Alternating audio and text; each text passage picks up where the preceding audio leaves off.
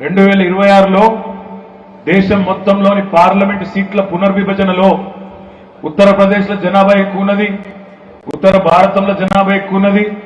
కాబట్టి అక్కడ ఎక్కువ సీట్లు పెడతాం, ఇక్కడ తక్కువ చేస్తాం అని మన గొంతు నొక్కే ప్రయత్నం చేస్తే అడ్డుకునే సత్తా ఉన్నది ఈ గులాబీ జెండాకే.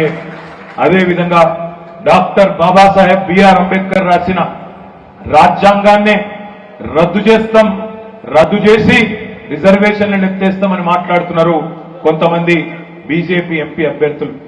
3/2 మెజారిటీ వస్తే 400 సీట్లు గెలిస్తే రాజ్యాంగం తీసేస్తాం, రిజర్వేషన్లు తీసేస్తాం అని మాట్లాడుతున్న బీజేపీ అరాచకాలను అడ్డుకోవాలంటే ఆ సత్తా ఉన్నది ఈ గులాబీ జెండాకైనా మాటను విజ్ఞప్తి చేస్తున్నా.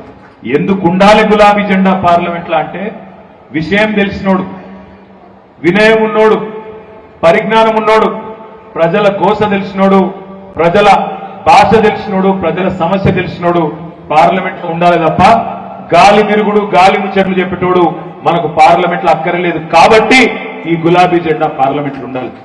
దయచేసి మిమ్మల్ని నేను ప్రార్థించేది ఒకటే, నేను గత నెల రోజులుగా చాలా జిల్లాలు తిరిగినా, ఎక్కడికి పోయినా ఒక్కటే మాట వినబడుతున్నది, తినే పల్లెంలో మన్ను పోసుకున్నాం, ఒక మంచి పాలిచ్చే బర్రెని విడిచిపెట్టి పొడిసే దున్నపోతుని తెచ్చుకున్నాం, చచ్చిపోతున్నాం